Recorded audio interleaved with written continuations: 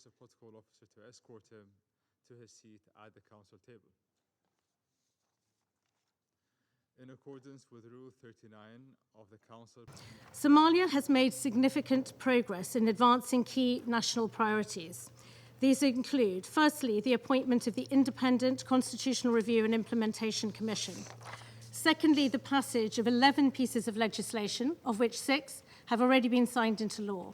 And thirdly, the successful one-person, one-vote district council elections in Puntland State. Give the floor to Ms. Catriona Laing.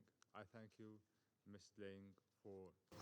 The current operation against al-Shabaab has created opportunities for humanitarian access to people in need.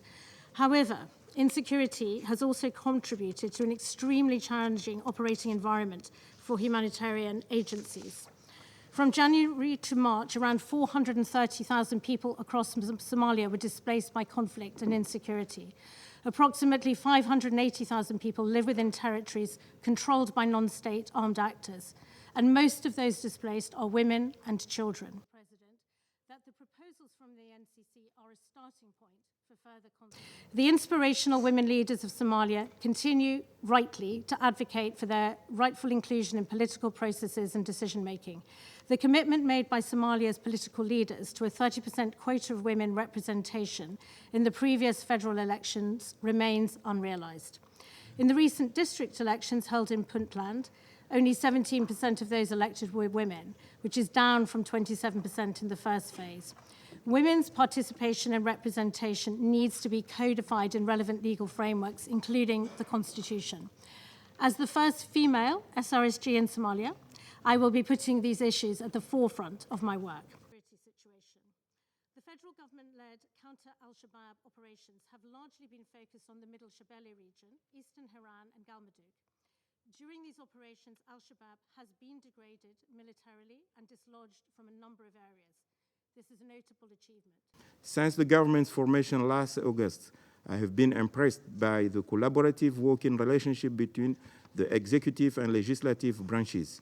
Both branches are committed to ensuring Somalia is governed under the protection of the law. Mr. President, I have the honor to deliver. I welcome the recent announcement by the constitutionally mandated bodies to complete the constitutional review process in 18 months. I spoke with mothers in a camp for internally displaced people in Dolo. The women told me stories of entire herds of livestock being wiped out in the droughts, terrorists recruiting children as young as 11, and the dangers they faced every day as they fight to survive. I thank His Excellency, Mr. Alamin. The Council must spearhead efforts to secure unimpeded humanitarian access to all vulnerable communities in Somalia.